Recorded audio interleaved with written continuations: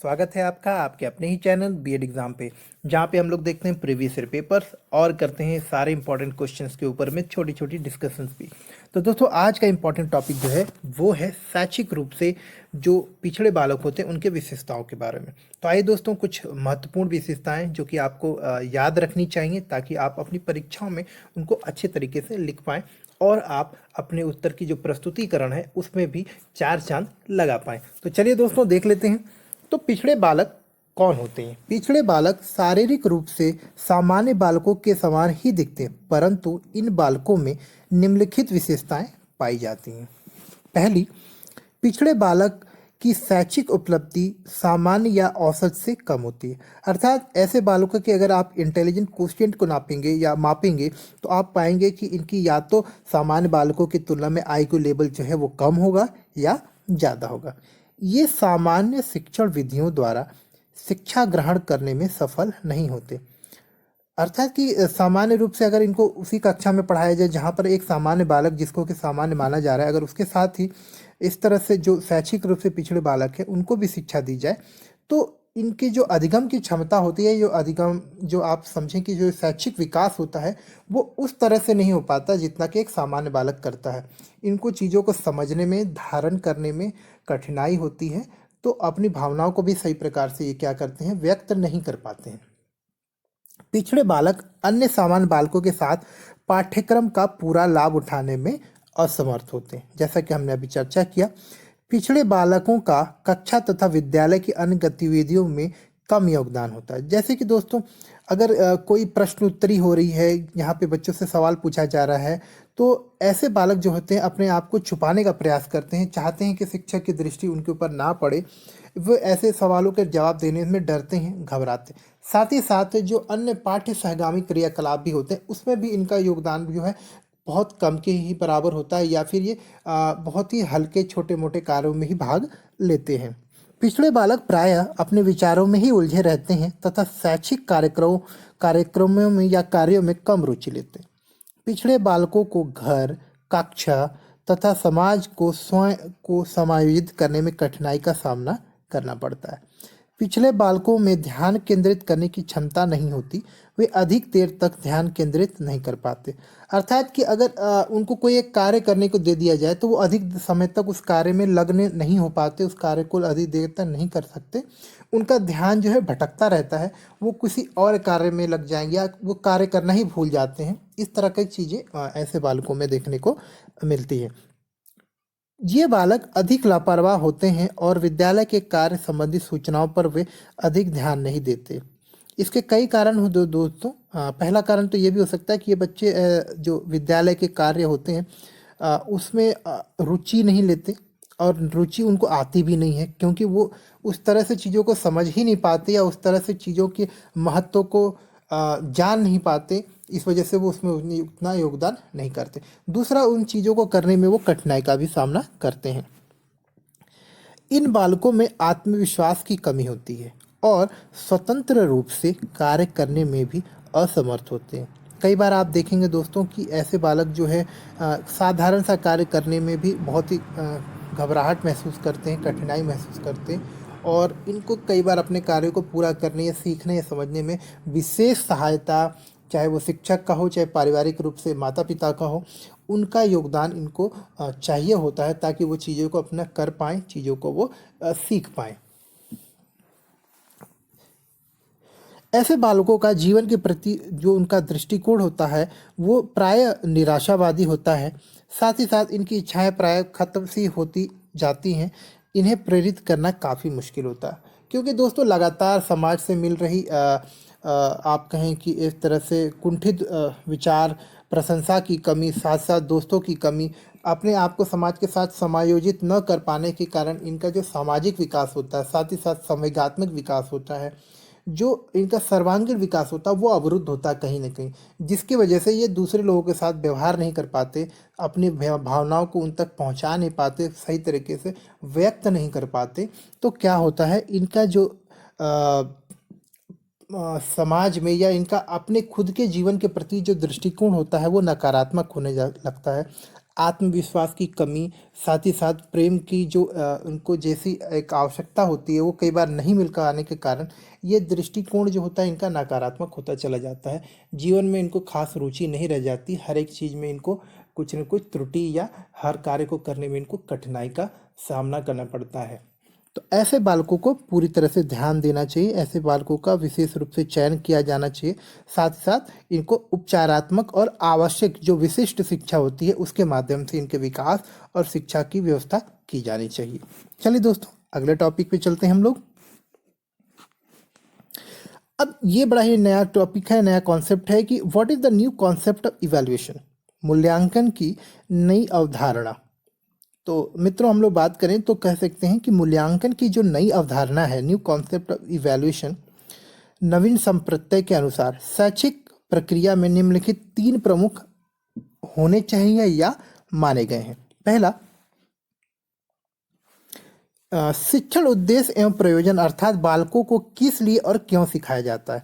अर्थात जब हम लोग पढ़ा रहे हैं या शिक्षा दिया जा रहा है किसी भी चीज़ की, किसी विषय का या किसी वस्तु विशेष का, तो उसका उद्देश्य होना चाहिए, उसके पीछे कोई कारण होना चाहिए कि उससे हमको सिखाएं अगर बच्चों को, या उनको अगर प्रशिक्षण दिया जा रहा है तो उससे हमको क्या हम अनुमान करते हैं या क्या हमारी उम्मीदें हैं कि इस प्रशिक्षण के बाद बच्चों के प्रदर्शन में या उनके व्यवहार में किस प्रकार का परिवर्तन आएगा।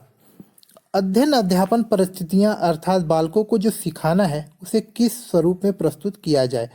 दूसरा, इवैल्यूएशन से हमको ये भी पता चलता है कि जो चीज़ें हम सिखा रहे हैं या जिन परिस्थितियों में, जिन वातावरण में चीज़ों को बच्चों को सिखाने का प्रयास किया जा रहा है, क्या वो उपयुक्त है, क्या उसमें कुछ बदलाव की आवश्यकता है, क्या चीज़ें जो हम सिखाई जा रही हैं या साधनों का उपयोग किया जा रहा है वो बच्चों के अनुरूप है, उनकी आवश्यकताओं को, चाहे वो शैक्षिक हो या संवेगात्मक हो, या फिर उनके संज्ञानात्मक विकास में सहायक है अब या नहीं।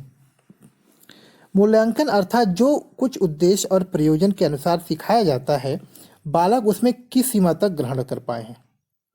शैक्षिक प्रक्रिया के ये तीनों अंग परस्पर घनिष्ठता से संबंधित हैं और तीनों में से किसी एक के अपूर्ण रहने पर शिक्षा या शिक्षण संपूर्ण नहीं होता। बिल्कुल सही दोस्तों, कि अगर जो चीज़ें सिखाई जा रही हैं अगर उसको बच्चे पूरी तरह से नहीं सीखते हैं तो भी शिक्षण की जो प्रक्रिया का उद्देश्य है वो पूरा नहीं होता।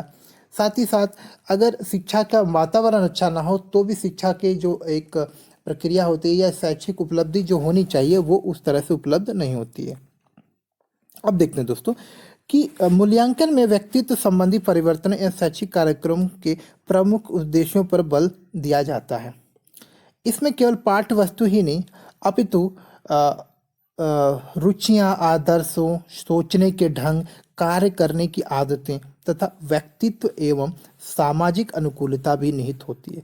अर्थात कि मूल्यांकन करने का जो उद्देश्य होता है मात्र वो आपके सामाजिक या व्यक्तिगत या शैक्षणिक चीज़ों का मूल्यांकन करने के लिए नहीं होता है, बल्कि इसमें आपकी व्यक्तिगत रुचियां, आवश्यकताओं और वातावरण जो आपको मिलना चाहिए शिक्षा के लिए उसके बारे में भी, उसका भी आकलन और मूल्यांकन किया जाता है। इस प्रकार हम देख सकते हैं कि मूल्यांकन का जो क्षेत्र होता है वो काफ़ी व्यापक है। इसके अंतर्गत बालकों के समक्ष समस्त पक्ष, शारीरिक चाहे वो मानसिक हो या नैतिक आदि सभी चीज़ों का मूल्यांकन होता है। मूल्यांकन में ज्ञानार्जन की वस्तुनिष्ठ तथा व्यावहारिकता पर अधिक बल दिया जाता है, परंतु वर्तमान शिक्षा पद्धति में विषयगत निष्ठा पर बल दिया जाता है। उपर्युक्त विवेचना से यह स्पष्ट है। देखिए, मूल्यांकन है क्या? मूल्यांकन जो है निरंतर चलने वाली प्रक्रिया है। छात्रों के व्यवहार संबंधी सामग्री एकत्रित करने का एक साधन भी है। शिक्षा के उद्देश्य जो होते हैं उससे घनिष्ठ रूप से संबंधित है। यानी कि मूल्यांकन और शिक्षा का जो उद्देश्य है कि वो किस हद तक प्राप्त हुआ है, क्या जरूरी चीज़ें बदलाव करें, ये सारी चीज़ें मूल्यांकन पे पूरी तरह से निर्भर करती है। मूल्यांकन से हम निष्कर्ष निकाल सकते हैं कि वो उद्देश्य पूरे हो रहे हैं कि नहीं। मूल्यांकन निर्देश की उपलब्धि को नहीं मानता वरन उससे उन्नत भी बनाता है। मतलब ये कि जो चीज़ें हम सिखा रहे हैं, निर्देशन के द्वारा सिखाने का प्रयास कर रहे हैं, उसका मात्र मूल्यांकन नहीं करता, बल्कि उसमें वास्तविक आधार पे जो एक आवश्यक बदलाव है उसके बारे में भी हमको बताता है, जिसके माध्यम से जो हम लोग जो निर्देशन कर रहे हैं या बच्चों को जो सिखा रहे हैं उसमें आवश्यक बदलाव करके उसको और उच्च कोटि का किया जा सकता है, ताकि बच्चों की जो उपलब्धि या आवश्यकता है उसको और उच्च तरीके से अच्छे तरीके से पूरा किया जा सके। मूल्यांकन का उद्देश्य शैक्षिक प्रक्रियाओं की प्रभावशीलता, उपयुक्तता, शिक्षण एवं शिक्षक की गुणवत्ता का भी सूचक है। जी हाँ दोस्तों, ये सारी चीज़ों की भी पहचान कराता है कि जो चीज़ें हम पढ़ा रहे हैं वो कितनी प्रभावी, क्या बच्चों पे उसका सही प्रभाव पड़ रहा है, चीज़ें सीख रहे हैं, किस गुणवत्ता की चीज़ें हैं, कितने अच्छी तरीके से सिखाया जा रहा है और बच्चे कितने अच्छी तरीके से उसको सीख रहे हैं। साथ ही साथ जो शिक्षक उनको सिखा रहे हैं, ये मूल्यांकन के आधार पे हम उनकी शिक्षण प्रक्रिया और उनके शिक्षण कौशल के बारे में भी कुछ निष्कर्ष या कुछ एक ज्ञान कर सकते हैं। तो उम्मीद करता हूं दोस्तों आपको मूल्यांकन की नई अवधारणा, साथ ही साथ उसकी मूल आवश्यकताएं पता चल गई होंगी। आप इनको रिवाइज करें, ऐसे प्रश्न आए तो आप इसको अपनी आवश्यकता अनुसार इनको लिख सकते हैं। चलिए अगले प्रश्न को ले लेते हैं। अगला प्रश्न है बेनिफिट्स ऑफ इंक्लूसिव एजुकेशन, समावेशी शिक्षा के लाभ। तो दोस्तों बहुत समय बर्बाद न करते हुए हम लोग सारांश में ही बात करेंगे। देखिए, समावेशी शिक्षा प्रत्येक विद्यार्थी के लिए उच्च व उचित उम्मीदों के साथ उसके व्यक्तित्व शक्तियों का विकास करती है। कि जब समावेशी शिक्षा होगा तो हर एक बच्चे के लिए, चाहे उसकी जैसी भी आवश्यकता हो, वो जैसे भी परिवेश से आया हो, उसकी आवश्यकता के अनुरूप उसकी जो शैक्षणिक जो आवश्यकताएं हैं या जो शिक्षा प्राप्त करने के लिए जो आवश्यक चीज़ें हैं उसको पूरा करने में सहायक होता है। समावेशी शिक्षा अन्य विद्यार्थियों को अपनी उम्र के साथ कक्षा के जीवन में भाग लेने और व्यक्तिगत लक्ष्यों पर काम करने के लिए अभिप्रेरित करता है। अर्थात कि एक ही क्लासरूम में जब अलग अलग प्रकार के बच्चे आते हैं, उन सभी को जो क्लासरूम की जो आवश्यकता होती है, वर्ग की आधार पर जो चीज़ें सीखनी चाहिए उसको सीखने में मदद करती है समावेशी शिक्षा के साथ। साथ ही साथ उनके अंदर जो व्यक्तिगत लक्ष्य, यानी कि जो शैक्षणिक विकास, व्यक्तिगत विकास, शारीरिक विकास, ये जो सारी चीज़ें होती है इनमें भी आप क्या कहें अर्जन करने में, उसमें विकास करने में मदद करती है। समावेशी शिक्षा विद्यार्थियों को उनके शिक्षा के क्षेत्र में और उनके स्थानीय स्कूलों की गतिविधियों में उनके माता पिता को भी शामिल करने की वकालत करता है। अर्थात कि समावेशी शिक्षा का अगर सही प्रकार से पालन किया जाए, उसको लागू किया जाए, तो इससे उनके माता पिता, जो विद्यार्थी स्कूल में पढ़ते हैं, उनके माता पिता की भागीदारी भी या समाज के अन्य लोगों की भागीदारी भी शिक्षा की इस प्रक्रिया में होती है, जो कि बहुत ही सकारात्मक दृष्टिकोण होता है, बहुत ही सकारात्मक कदम होता है। समावेशी शिक्षा समान और अपनेपन की स्कूल संस्कृति के साथ साथ व्यक्तिगत मतभेदों को स्वीकार करने के लिए भी अवसर प्रदान करता है। अर्थात कि समावेशी शिक्षा के अंतर्गत हम एक दूसरे का सम्मान करना सीखते हैं, एक दूसरे के साथ प्रेम सौहार्द से रहने की कला तो सीखते हैं, साथ ही साथ दूसरे लोगों में जो विभिन्नताएं हैं उसको भी स्वीकार करते हैं, उसको समझते हैं। ये नहीं कि उसका उपहास करें, बल्कि उनकी विभिन्नताओं का सम्मान करते हुए, उस चीज़ों को सीखते हुए हम उनका भी जो है आत्मसात करते हैं अपने साथ में, और इस प्रकार से सामाजिक जीवन के अंदर किस प्रकार से हमको व्यवहार करना, ये सारी चीज़ें सीखते हैं। समावेशी शिक्षा अन्य विद्यार्थियों अपने स्वयं के व्यक्तित्व आवश्यकता और क्षमताओं के साथ प्रत्येक का एक व्यापक विविधता के साथ मित्रता का विकास करने की क्षमता विकसित करता है। जी हाँ दोस्तों, जैसा कि हमने अभी बात किया कि एक सामाजिक विकास करने में, सामाजिकरण करने में ये बहुत ही बड़ा सहायक कारक होता है समावेशी शिक्षा। चलिए अगले पॉइंट को देख लेते हैं दोस्तों। अगला पॉइंट है write down 4 characteristics of NCF 2005, यानी कि नेशनल करिकुलम फ्रेमवर्क 2005 की 4 विशेषताएं। तो पढ़ लेते हैं दोस्तों सारी, आप इसमें से कुछ भी 4 लिख सकते हैं। ये पॉइंट्स मैंने लिखे हैं, यहाँ से हम लोग किसी भी प्रकार का प्रश्न यहाँ से डेवलप कर सकते हैं। ये मेन पॉइंट्स है, अगर आप इनको थोड़ा विस्तार पूर्वक लिखेंगे तो आप लघु उत्तरीय के अलावा जो है दीर्घ उत्तरीय प्रश्न भी यहाँ से ही लिख सकते हैं अगर आए तो पहले देख लेते हैं कि राष्ट्रीय पाठ्यक्रम 2005 जो है भाषाई शिक्षा का समावेशन करने के लिए प्रोत्साहित करता है। यह अभिभावकों की सहभागिता को बढ़ाता है। यह शिक्षा जो प्रणाली है उसको रुचिकर बनाने के लिए उसके ऊपर जो है इसका ध्येय होता है। सामाजिक भावनाओं का समावेशन करना, मानवीय मूल्यों का समावेशन, राष्ट्रीय एकता और राष्ट्रीय एकता के संबंधित चीज़ों का विकास करना, बिना बोझ के अधिगम प्रक्रिया का समावेशन, अर्थात कि जो सीखने की एक प्रक्रिया, चाहे वो विद्यालय में हो चाहे समाज में हो, उस प्रक्रिया में जो बच्चों के ऊपर जो एक एक दबाव बनता है, जो एक बोझ सा उनको महसूस होता है, उसको कम करने का प्रयास किया जाता है। और इसके लिए अनेक कदम उठाए जाते हैं, जिससे कि जो सीखने की प्रक्रिया हो, अधिगम की प्रक्रिया हो, वो रुचिकर हो, साथ ही साथ वो प्रभावशाली भी हो। सामान्य पाठशाला की व्यवस्था, यानी कि आसपास में जो पाठशाला हो जिसके में बहुत ज़्यादा आर्थिक खर्च ना पड़े बच्चों के ऊपर या उनके माता पिता के ऊपर, ऐसी पाठशाला का निर्माण करने या ऐसी पाठशाला की अवधारणा के ऊपर जोर दिया जाता है। विद्यार्थी का स्वतंत्र विकास, यानी कि विद्यार्थियों का उनकी आवश्यकता के अनुसार विकास हो, वो जो चीज़ें सीखना चाहता है वो भी सीखे, साथ ही साथ सामाजिक रूप से और उसके शैक्षणिक रूप से जो चीज़ें आवश्यक हैं वो भी उनको सीखने का अवसर मिले।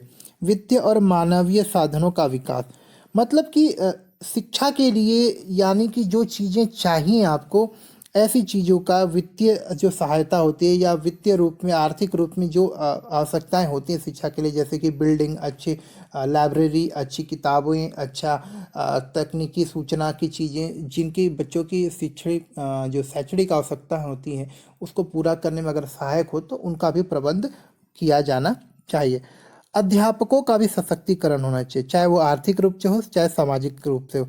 उनको भी सशक्त बनाना, उनकी ट्रेनिंग दिलाना, उनको आर्थिक रूप से मजबूत करना, उनकी हेल्थ और उनके सीखने की चीज़ें उनकी ट्रेनिंग के द्वारा उनको भी इस भावना का विकास करना कि वो एक अच्छे कार्य में लगे हैं। साथ ही साथ उनके ऊपर समाज के निर्माण, देश के निर्माण की एक बहुत बड़ी जिम्मेदारी है।